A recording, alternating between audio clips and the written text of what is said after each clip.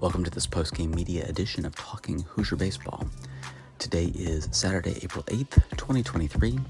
Last night, Indiana dropped to 20-10, 5-2 in the Big Ten, being dominated by Iowa's ace pitcher Brody Brecht in his best outing of the year so far.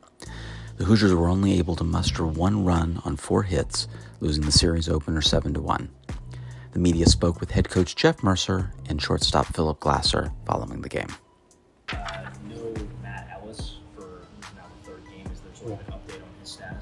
Yeah, he's got a little bit of an injury, so he's kind of day-to-day. So hopefully we can kind of came up in the middle last weekend, and he just wasn't right. So kind of had to get him out of there. And so hopefully here maybe Sunday, maybe Tuesday, if everything goes well. So, no, he didn't do anything wrong. Just kind of banged up a little bit.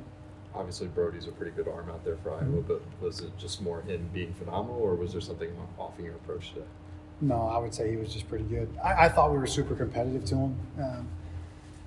We did everything that a couple of times, guys got in between. We kind of did everything that we had outlined to do. It's just you have to establish you can be on fastball timing and then recognize the off-speed pitch from there. And we did. He threw the changeup a little bit more than I thought he would, especially to the lefties, which isn't totally surprising. But no, I didn't think we did anything necessarily wrong against him. Like you said, he's really good, right? He's really good. You don't see many college pitchers that are 98 to 100 as a starter. The sidearm guy was just a really unique look. I thought we could have been probably a little bit more competitive to him, but at the same time, I haven't hit in 10 years. So, it's hard because when you face a guy like the starter and then you go to the sidearm guy, it's just such a different look. And you've trained all week to try to prepare yourself for something like that, or for the starter, and then that guy comes in, did a really good job. They did it on purpose, obviously, to change the look completely. And normally those guys, it kind of sinks a little bit more, and his kind of like it was a sidearm, but it kind of rode, especially up, and just did a great job. No, I really wasn't upset with us offensively. You do the best that you can. You compete the best of your abilities, and we had an inning or two where we had a chance at a couple guys on base. Bobby leads off with that line drive, second baseman catches it, and then Devin gets a hit. We have a chance or have an inning and don't come through, hit double play ball, and so if the ball goes, a foot one way or the other, all of a sudden you got a couple runs and it makes it a bit more interesting. But there until the ninth, it's a really good college baseball game, and came up on the short end of it. I don't want to use jealousy as the word, but when you have a guy throwing 100 miles an hour who's a pitcher out there, and you don't have like something to counter that, and you're kind of piecing it together Friday, or that's the best you can do, do you get jealous, or what's your thought when when they have somebody to throw out of Friday, and you don't have the counter to it when someone's that good? Well, I would say probably the rest of college baseball is jealous when you have a guy started throwing 100 miles an hour. So, no, we'll have guys that will be, counterful. There's going to be a guy that's going to throw really hard and be really good someday, and he's really good right now. So you have to grow those guys up. They don't pop out of nowhere. You have to grow them up, and you have to develop them, recruit them, and they did a really good job. So, we talk about 6 runs or less, and 90% of our games is going to give us a chance to win the ball game. And the reality is 6 of their 7 runs weren't necessarily unearned, but were handed between free bases, hit by pitches, and 2 errors. So if you make them earn all their runs, then we're in a 1-1 ball game in the ninth inning, and you got a chance there. So the one run that they essentially earned completely was the 1-2 homer to left center. So we have to do those things, and that's what we talked about before the game. Yes, he's really good. Yes, he's going to win them a lot of ball games, but the reality is if we do what we should do as far as attack the strike zone, not give away freebies, take care of the ball, we're still on a 1-1 or a 2-1 ball game into the 8th or 9th inning, and you have a chance to win, and we just weren't able to do that. So, more power to them, but there'll be a time where we have guys. I don't know if it'll be 100-mile-an-hour guys, but we'll have guys that do those things, and I'm sure there's a lot of guys that have watched Luke Sennard throw this year and said, man, oh man, I'd like to have Luke Sennard too. So we'll get to see him tomorrow. You threw a few freshmen out today that haven't had a ton of innings. Was there a certain point where you didn't want to throw some of your high-leverage guys, and what was that point? They all have the stuff to be able to get outs. And you got it. If you're going to run, essentially what we do is it's a very high school-centric model where you're development-centric on in every facet of the game. So you have to rely on those guys. And for us to be successful in the long run of the season, those guys are going to have to give us innings. And they have really good stuff. Connor Foley's 92 to 98. Yeah, he's going to have really good stuff. He's going to be really good. Aiden Decker-Petty's been good for us. Katski's is a really good breaking ball guy. He hung one a little bit, guy doubled it, but those are guys that have earned the opportunity to be in there, and they have good enough stuff to have success. And they, for the most part, Padano did a pretty good job. They kept us in the fight, and eventually those guys will be guys that are high leverage arms, and will be in there in tied or plus situations. But you're not punting, you're not giving it away. You're putting guys out there that have the stuff to get outs, have the capabilities of doing that, but they need to continue to grow and develop. And for us to do things that we want to do in the last 3 or 4 weeks of the season, they're going to have to be major contributors. You guys have faced a sort of premier list of pitchers: Savage, ECU, Holy Cross, Indiana State, Coupet, Ohio State, now Brody. Every pitcher is different, but were you trying to model your approaches after a previous guy that you faced of that similar caliber? Well, he as similar as he could be to Yusevich from ECU. Yusevich has more stuff. He's more pitchable. He's got more off speed. More variety to his game. The Brecht kid just goes harder, right? It's just high octane. So it's all a little bit different, but for him, essentially try to make him a 2-pitch guy and establish that you can turn the fastball around, and then try to make him uncomfortable throwing his fastball. So you do the best that you can, but he is kind of his own. He's his own entity. The Coupet kid from Ohio State, it's a slider machine, and so it's a shotgun spray fastball with a heavy slider dose. And if you just see enough sliders, it's a hittable pitch, right? It's metrically a good pitch, but it's not an impossible pitch to manage. And we manage it really well. We hammered it, right? The Yusevich kid at ECU has 3 or 4 metrically like elite pitches. He's got 1.5, right? He's got 1.5 elite pitches, and they were good enough to give us fits. Like I said, you do the best you can to model it after somebody else, but he's kind of a unicorn, and it's just the velocity. Can I ask you, going with that, is that how relieved are you tomorrow to not face first Holy Cross, now Brecht, 2 of the best arms you're going to see all year? How relieved are you tomorrow to see someone else who's a little bit lower profile? I mean, everybody's good, but it's not quite that profile you're seeing. Well, if you saw the kid that we're going to see tomorrow, you would know that I'm not terribly relieved, because he's about as good. So metrically wise, the kid tomorrow is probably better stuff wise as far as like full pitch ability and stuff. So it is what it is. When you want to play at this level, you want to play at a national level, you got to put your big boy pants on and go play at that level. And you're gonna run into those guys. The thing that I take from it is, we play 5 or 6 freshmen and sophomores every day. What an awesome experience for those guys. You want to go play at a national level, then jump in the deep end and go. What did we throw tonight? What was it? Let's see. We threw 3 freshmen tonight on the mound and a junior. So it's like, you want to go play at this level, then go play at this level. And so those guys will grow up and they'll get better. I remember, my first year, I think at Indiana, we won the Big Ten, and I think we played Iowa as the 8th seed in the first round of the tournament. So they didn't wake up overnight with first round arms. That was a process, and Rick Keller's an awesome coach and did a great job and built it the right way. And those guys are really good. So today's over with, and you have to move on. And tomorrow will be its own battle. I can promise you that. You mentioned kind of the opportunities you guys had tonight. Yeah. You've got Lucenard going tomorrow. You Yeah. guys have been so good on Sunday and at home. Yeah. What are you telling the guys after a game like this to kind of just maintain focus on the rest of the series? Yeah, I just told them, when you watch a heavyweight fight, when you watch Muhammad Ali and George Foreman, you watch a heavyweight fight. It's 15 rounds. You watch a 15-round fight. The goal each weekend is to win a series. So the year we won the Big Ten, we lost 3 or 4 Friday nights, came back and won the series. Last weekend, we lost a Friday night, we came back and won the series. We're in a great spot on the mound. We're locked and loaded where we need to be at on the mound.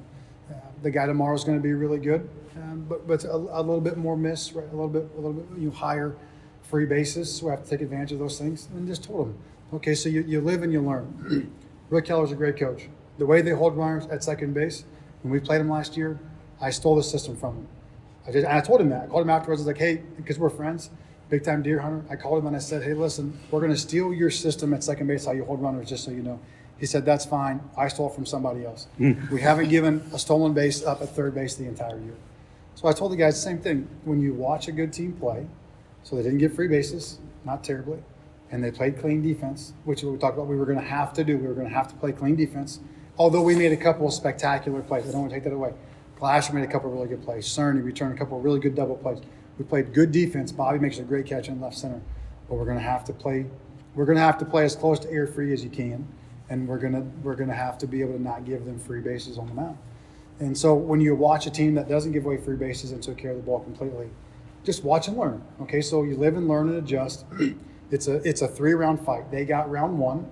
So you got, my dad would always say, when something bad happened, you got tonight to sulk and mope about it, but tomorrow morning, put your hard hat on, grab your lunch pail, and go back to work. There's no place for for tuck tailing and acting like a big baby. So you get up tomorrow morning, you play like a grown man, and you go back to work. So, and that's why I told him afterwards. I said our effort, our intent, everything we need to do. And we've played probably 30 games now. I didn't think we were as engaged as we should be on Tuesday. I thought we were tired and hungover from the travel in Penn State. I didn't think we were terribly engaged. And Indiana State's a great team, and no offense, we just didn't play to our normal standard. Today, I didn't have a problem with our effort. I thought we were engaged. We played hard. You ran into an incredible arm who pitched like it and didn't give you any really freebies. And then we had a few mistakes that they're going to make you pay for. So you live and learn, just like I stole their holding runner second base system. You live and learn and get better for tomorrow and just go be as competitive and fight it out. The series is still to be had by somebody. And so we have to get up tomorrow morning with the intent to take the first game to now make Sunday a rubber match. Take 2 more. Hey, Coach, going off of that, what type of adjustments are you looking to make for the rest of the series? Yeah, we just have to play good defense. You can't give away runs with real arms, with real pitching staff. They've got, if you look at Stuff Plus, you look at all the different metrics, they have one of the best pitching staffs in the country. It's not just that kid, it's the rest of them too. So you're going to have to play clean baseball and not give away opportunities. We get 2 outs in the first inning. We hit a guy, we make an error at third base, right? And now we give single, there's a run. So you just handed it. You had 2 outs and nobody on, right? We handed away a run in those moments. We get to the 9th inning and we make an error and we have 2 free bases. It's like you just can't give those moments away. So that would be the big thing for us. Offensively, we're just going to have to compete. You're just going to have to, you get this conversation because you'll hear guys online or gurus or you'd be like, well, I'm going to sit on a pitch and guess a pitch, right? Have you ever tried to guess when a guy's throwing 100 miles an hour? It's almost impossible to be able to do that. So you have guys that will have that conversation back and forth. Should you guess? Should you sit pitches or whatever it is? And the good thing is I think that probably puts it to bed. You're going to have to establish you can be on fastball timing and adjust down from there. So I think those are good things to live and learn through and then get up tomorrow and go compete to the best of your abilities offensively.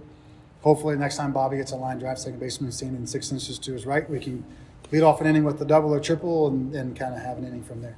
Morgan Cobb comes off the bench and has a double and a pinch hit, which was really big for us in that moment and gives us the chance. We didn't capitalize, but things like that. We're just going to have to start innings off well and then try to find a way to go finish them. Taylor was the one to break through and get the hit. Yeah. So, that's pretty big to have your freshman do that. What was it that he specifically did to be able to break through and be the one to do that? Yeah, Devin has great bat speed. Like really elite rotator. And so when Devin does an overswing, and which is easy for me to say because I can't hit the ball half as hard or half as far as he does, but when he stays simple, he's really, really hard to beat. And so you look at a couple of times when he'll kind of overswing or get a little bit big with his feet in his first at bat or two, but he stayed simple and is able to flatten a fastball.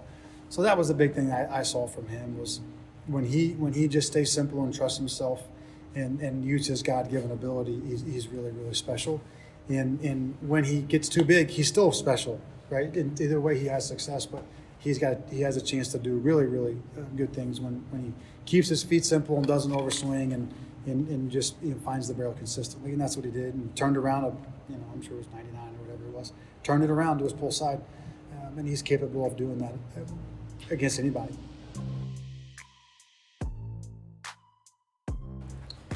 With your numbers in the past 4 or 5 games, do you think guys are starting to pitch to you a little bit differently? Do you sort of feel that up at the plate? Yeah, they're pitching me well. Obviously, just haven't been swinging as well as I have been the last 5 games, but just getting back to work. It's sometimes just baseball. You don't swing as well every game, but that's why you have a 60-game season. What do you see from the Iowa pitching staff so far this weekend? I know you guys have got another tough matchup tomorrow. Yeah, Brecht, you got to tip your cap. You know, he was on fastball and slider.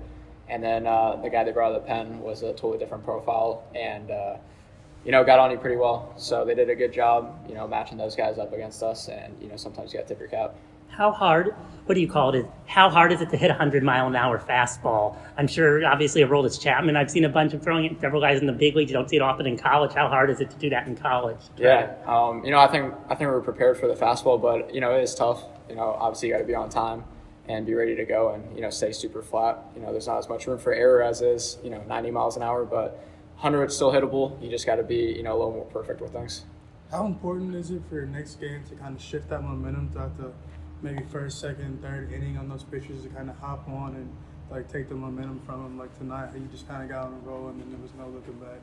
Yeah, I think we had a couple innings that we could have kind of broke open and, some things didn't go our way. And, we know we're a good offense. We lost last Friday, came back, won the series, and that's the ultimate goal this weekend is to, win tomorrow and then win on Sunday, get a series win here at home. Last couple of games, you guys have faced some ridiculous pitchers, only one run across. How tough is it to kind of keep confidence through all that? It's just sticking to, what you do every day. You don't get away from anything approach-wise or what you do. Sometimes pitchers, they make pitches, and obviously sometimes you hit the ball, right at guys. So just sticking to what you do, not panicking or anything, and just staying steady with everything.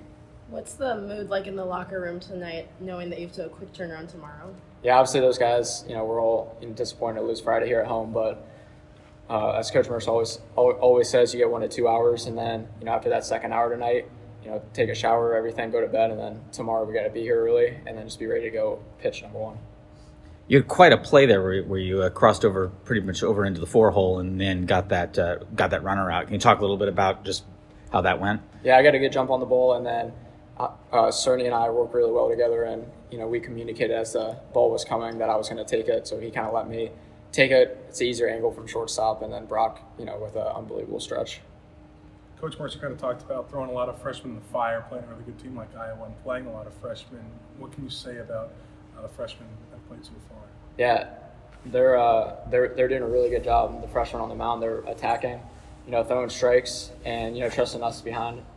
Obviously, the biggest thing with pitching is having confidence in your defense, and our position player group's a little more experienced, bringing 7 guys from last year. So, we know as a position player group, we got to be, on top of everything defensive-wise to give those guys as much confidence as possible, but they've done great.